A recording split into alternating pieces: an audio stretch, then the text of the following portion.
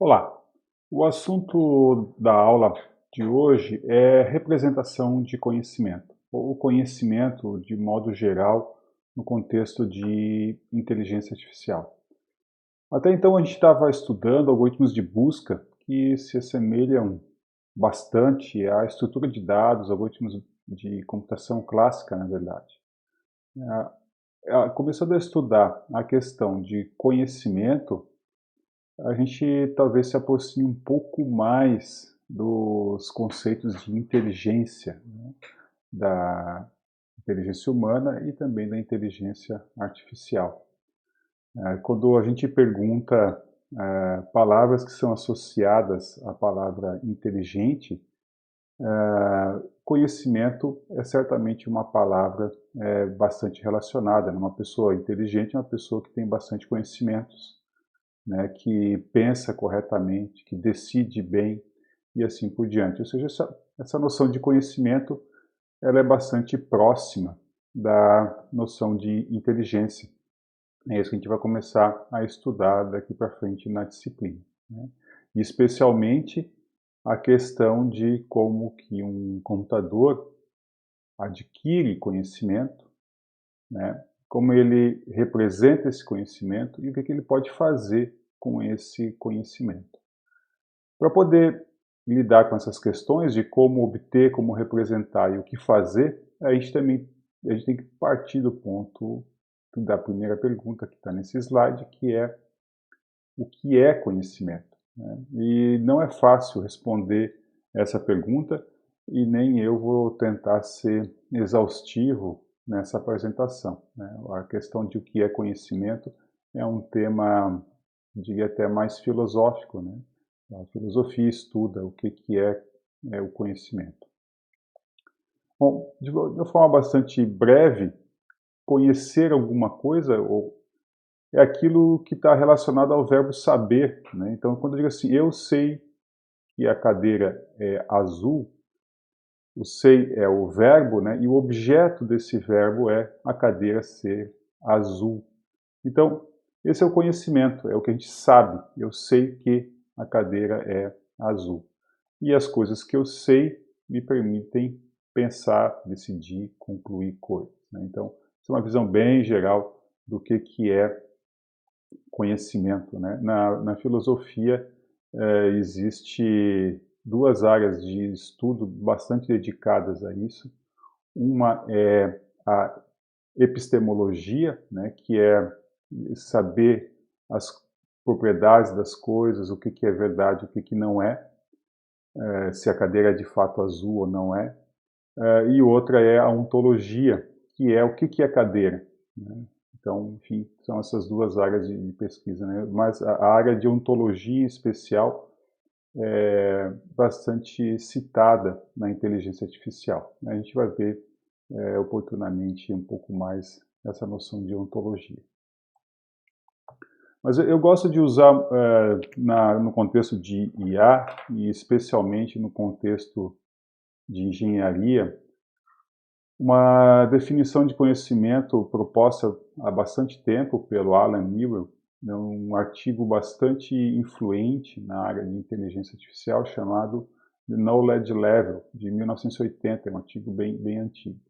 E nesse artigo, o autor tenta definir conhecimento de uma forma um pouco mais com cara de engenharia, vamos dizer assim, né? Então, como é que ele define conhecimento? Eu vou tentar fazer um desenho aqui ilustrando um pouco essa definição. Ele parte primeiro do pressuposto que existe um agente, né, como a gente já tem usado em outros momentos dessa disciplina. Então, existe um agente. Esse agente, ele percebe o ambiente que ele está, ele atua nesse ambiente e esse processo de atuação, né, o Allen comenta que existe aqui uma espécie de máquina decisória que funciona segundo o princípio da racionalidade. O que diz esse princípio? Esse princípio diz que se eu tenho um conjunto de ações disponíveis e eu tenho um objetivo que eu quero atingir, esse princípio vai dizer que eu vou escolher ações que me levam ao meu objetivo. E para fazer isso, eu preciso ter um certo conhecimento a respeito de várias coisas, né? A respeito das ações, mas especialmente conhecimento a respeito desse mundo que eu percebo e esse mundo que eu atuo. E é esse conhecimento aqui que a gente está falando. Então, o princípio da racionalidade, essencialmente, ele decide que ação fazer com base no conhecimento que o agente tem. Então, de uma forma bastante simplória, a gente poderia dizer que conhecimento é aquilo que determina o comportamento de um agente, as ações que ele vai fazer, como ele vai se comportar. Se eu mudar o conhecimento, o agente vai se comportar de forma diferente. Então, conhecimento é aquilo que determina o comportamento de um agente. E é isso que muda de agente para agente. Esse princípio de racionalidade é comum a todos eles, mas o conhecimento, na verdade, esse A e esse O fazem parte aí do conhecimento do agente. Não é essa parte aqui que muda de agente para agente, é o que eles têm de flexível. Então, o artigo é bem interessante, eu vou deixar como sugestão de leitura para vocês, porque o autor distingue esse modelo de comportamento e de computação de um modelo convencional, onde o que existe é um computador. Esse princípio aqui é a execução de um programa, e o K é um programa de computador, de uma certa forma. Então isso é como se fosse um nível de atuação bastante diferente do que da máquina e dos computadores que a gente tem. Por isso o artigo foi bastante influente, assim, tanto porque caracterizou uma diferença da inteligência artificial para a computação clássica. Vamos continuando. Então isso é um pouco o que é o conhecimento, segundo essa visão do Allen. A segunda questão que a gente pode fazer é como então que a gente obtém conhecimento. Dado que eu sei o que é, conhecimento é aquilo que determina o comportamento de um agente, como é que eu obtenho esse conhecimento? Uma das primeiras formas de fazer isso é por observação, é a percepção que o agente tem da realidade. Ele sabe que a cadeira é azul porque ele está vendo a cadeira azul. Isso falado parece muito simples, mas toda a área de visão computacional, por exemplo, existe só para fazer isso, só para olhar uma imagem de uma câmera e traduzir isso em que a cadeira é azul, que vai estar representado de alguma forma internamente naquela caixinha K do nosso agente. Uma outra forma de obter conhecimento não é por observação, mas é por inferência. O próprio agente, baseado nas coisas que ele já sabe, ele passa a saber novas coisas. Esse processo de descobrir novas coisas a partir das que a gente já sabe é chamado de inferência. E existem dois tipos usuais de inferência. A gente aqui nessa disciplina só vai ver a dedução. E na disciplina de aprendizado de máquina, a gente vai ver a indução. Então, grosso modo, o que são esses processos de dedução e de indução? São duas estratégias de inferência. Na dedução, você tem uma regra geral e você aplica num caso específico. O exemplo clássico é esse aqui, ó. Eu sei uma regra geral que diz assim: todo homem é mortal. Eu também sei, já é conhecimento que eu tenho, já está no meu K, que Sócrates é homem. Então eu tenho conhecimento 1 e eu tenho conhecimento 2 na minha base de conhecimento, no meu K, e eu posso deduzir, a partir dessas duas, que Sócrates é mortal. Então eu sabia que ele era homem e eu deduzo que ele é mortal. Esse passo aqui é chamado de uma dedução, que é um tipo de inferência, um raciocínio de uma forma bem mais geral. A característica da dedução é que ela é correta, não existe muito questionamento a respeito dessa conclusão aqui. Isso aqui é indiscutível, né? Já a indução é um processo de inferência bem mais frágil, vamos dizer assim.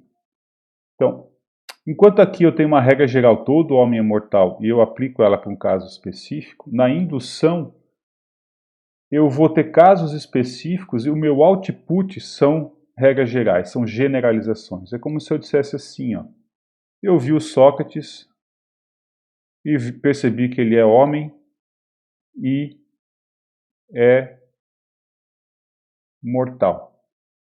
Eu vi o Platão, percebi que ele é homem e mortal. Eu vi o Aristóteles, ele é homem e ele é mortal. Eu vi o Zeca, ele é homem e mortal. Eu vi o Marcos, ele é homem e ele é mortal. Eu vi essas 5 pessoas, elas são todas homens e todas mortais. Então, eu induzo, ou eu descubro que todo homem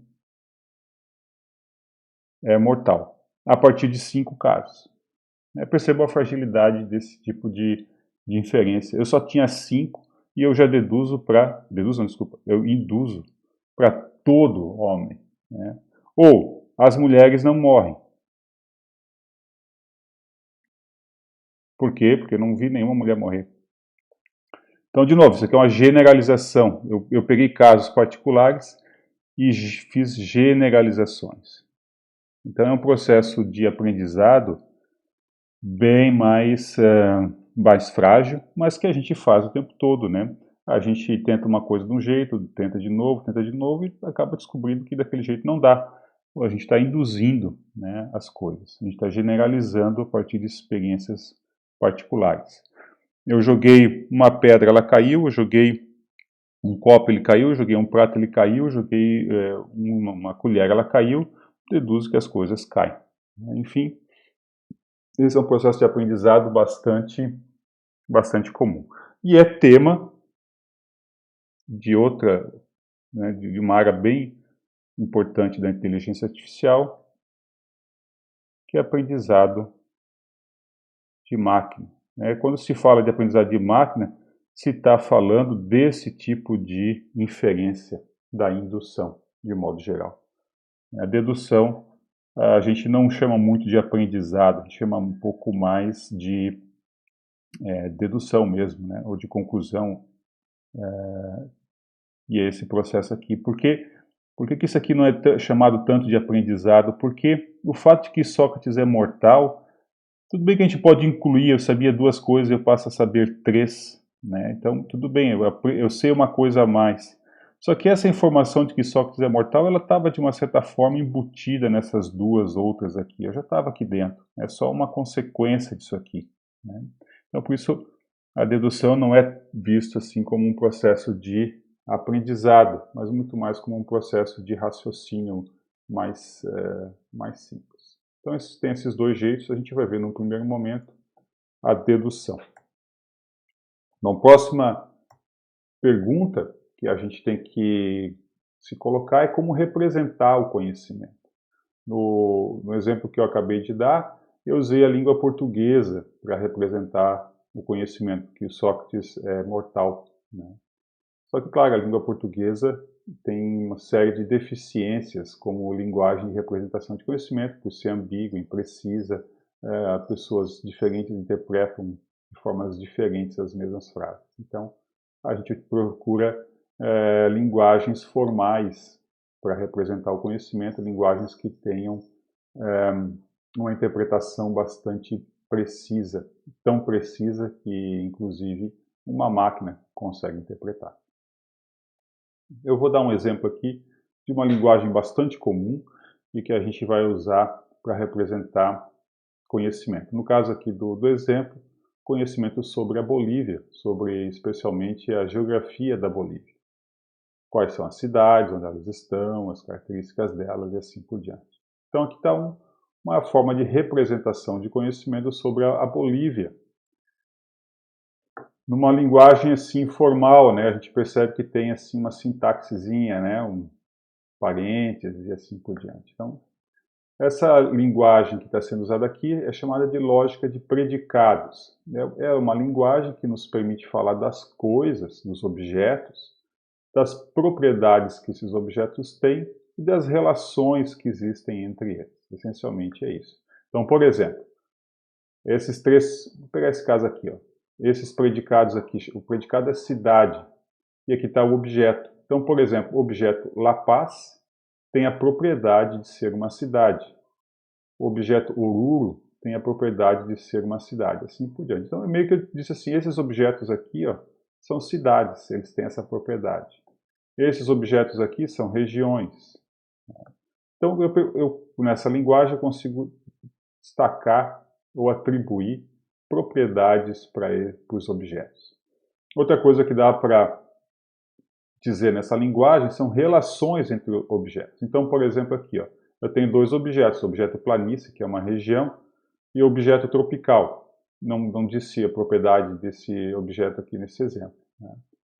Mas é também um objeto. Então, tem dois objetos, esses objetos têm uma relação, e o nome dessa relação é clima. Para dizer que a planície tem clima tropical, os vales têm clima temperado e o altiplano tem clima frio. Aqui é um outro exemplo de relação entre um objeto Trinidad e um número.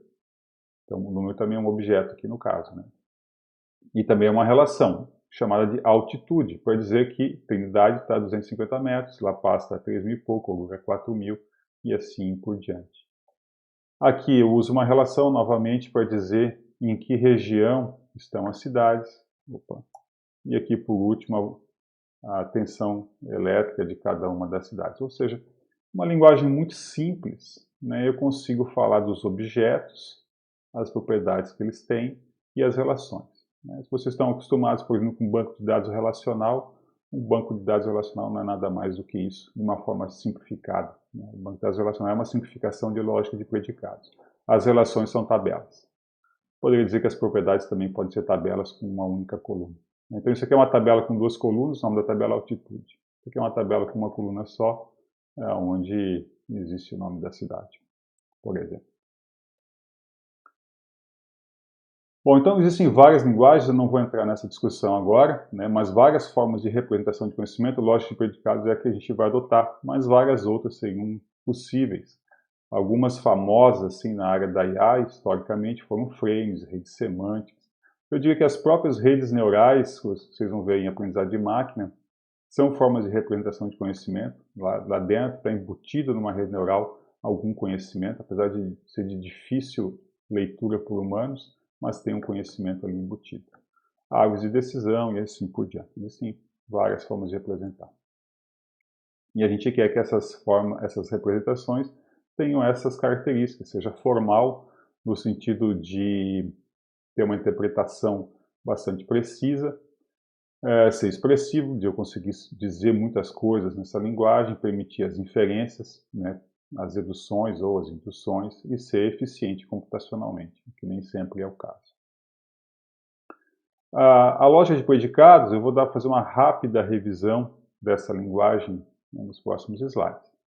Como eu já falei, ela permite falar dos objetos, então, nesse exemplo aqui, eu tenho o objeto Bob e a propriedade dele, o objeto Bob, propriedade dele, uma relação de gosto, Bob gosta de vinho. Funções eu vou pular. Mas o mais legal dessa linguagem é permitir escrever as regras, como aquela regra todo homem é mortal, que são generalizações. Então eu não preciso falar só de objetos. Esse objeto tem essa propriedade ou esse objeto está relacionado com esse outro objeto. Eu consigo fazer generalizações. Então, por exemplo, essa primeira fórmula aqui, ela diz que para todo x, né, a leitura seria assim, para todo objeto x, qualquer objeto x, se ele tem a propriedade de ser bêbado, ele também tem a propriedade de ser chato. A gente poderia ler até em português essa frase, todo bêbado é chato. Né, é o que está dito aqui. Então, uma generalização que eu posso escrever nessa linguagem. Toda bebida tem água.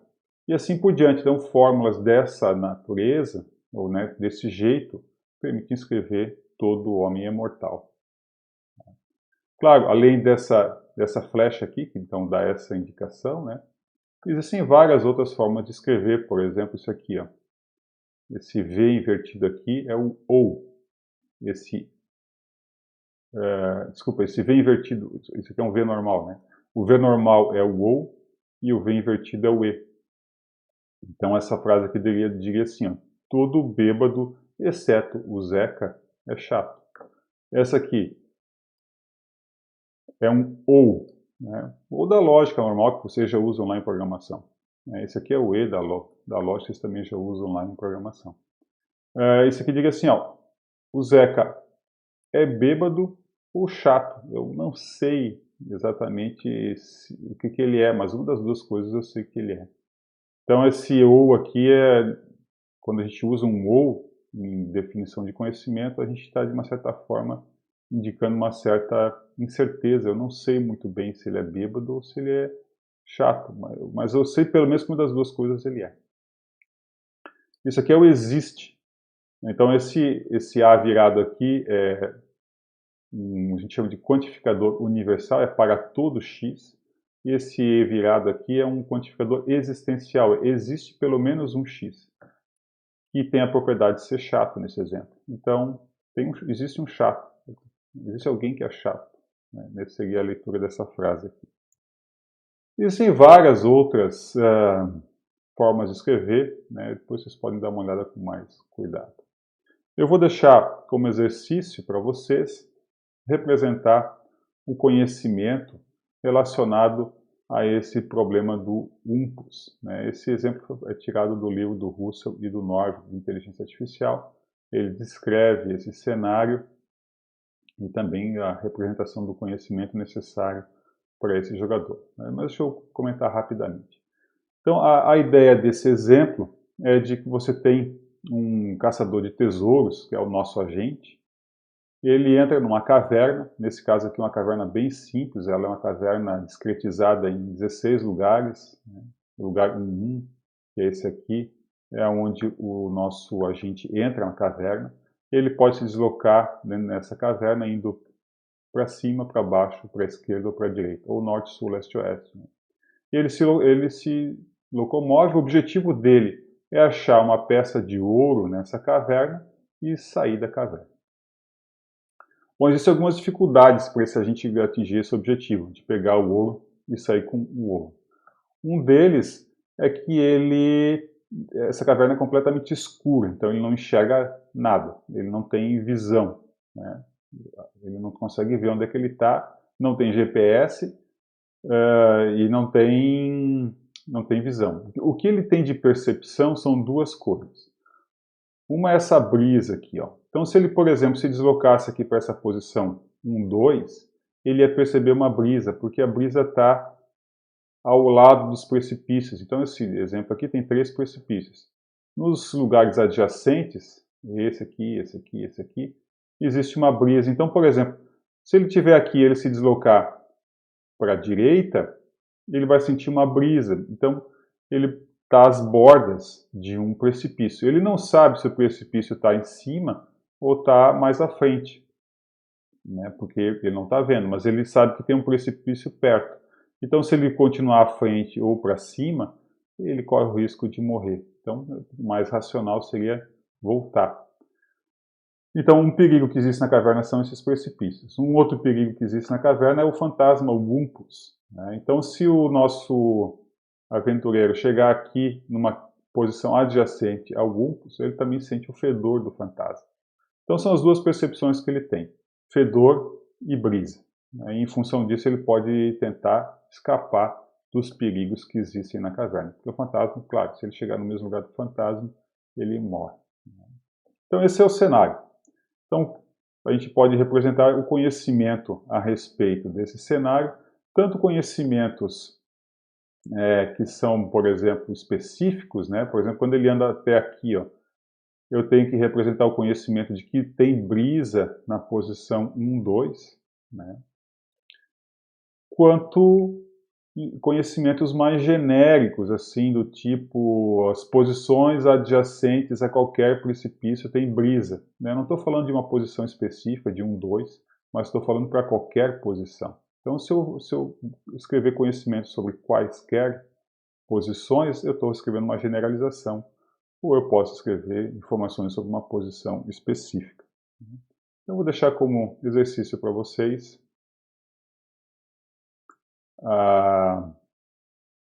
modelar o conhecimento desse exercício, desse mundo do humus. Então, resumindo um pouco, né, o que a gente faz representação de conhecimento? Essencialmente, é para trazer para dentro da cabeça do agente o mundo externo, né? Então, a cadeira é azul, é uma coisa do mundo externo ao agente, e eu tenho que representar isso internamente para ele poder raciocinar. Então, eu trago esse conhecimento, essa informação que está no mundo externo para dentro do agente, representado de alguma forma. E com isso eu consigo fazer raciocínio do agente. Esse essencialmente é a função, né? Fazendo isso, eventualmente a gente, quando especifica o conhecimento de um agente, a gente tem que explicitar isso, né? E às vezes a gente não tem nem para nós mesmos, claro, o conhecimento necessário para se decidir alguma coisa. E quando a gente vai formalizar ou tornar isso explícito numa linguagem de representação do conhecimento, ajuda até a gente mesmo, como projetista, a entender melhor o problema, né? Então, além de ser útil para nós mesmos, né, é útil para o agente, porque o agente pode usar esse conhecimento para decidir, para calcular o seu comportamento. Outras utilidades e aplicações de representação do conhecimento é a troca de informação. Então, se você tem um sistema onde aqui existem vários agentes, um agente pode pegar o conhecimento que ele tem e entregar para algum outro agente, e dessa forma compartilhar conhecimento, né? Seria uma outra forma de obter conhecimento, que não é nem por observação, nem por inferência, mas é por comunicação. Alguém disse, né? Já o conhecimento pronto, já entrega a representação do conhecimento pronto para um outro agente. Então, claro, nos agentes artificiais, especialmente, isso aqui é interessante. E uma outra aplicação bastante interessante, né, e que tem tido destaque ultimamente, é o que eles chamam de semântica web, que é colocar significado às palavras e aos termos que estão nas páginas web, né? Atualmente, essencialmente, os buscadores utilizam as palavras de forma como uma string, né? Como uma cadeia de caracteres, meramente a sintaxe das palavras. Não considera o que elas significam. Então, se você procurar a palavra canto no Google, ele vai achar tanto o canto relacionado à música quanto ao canto de uma parede, né? Ele não distingue essas duas palavras. Então, semântica web seria a possibilidade de você dizer que tipo de canto você está se referindo, canto da área da música. E ele só vai então encontrar páginas onde é que você teria canto da área de música para fazer a pesquisa. São duas aplicações. Por último, algumas referências, né? O artigo do Allen, que é bastante importante vocês lerem, e tem algumas outras. Esse aqui é o que é a representação de conhecimento, e os dois últimos são livros a respeito do assunto, né? Então, existe bastante material se vocês quiserem se aprofundar nesse assunto. É isso aí, um abraço e bom estudo para vocês.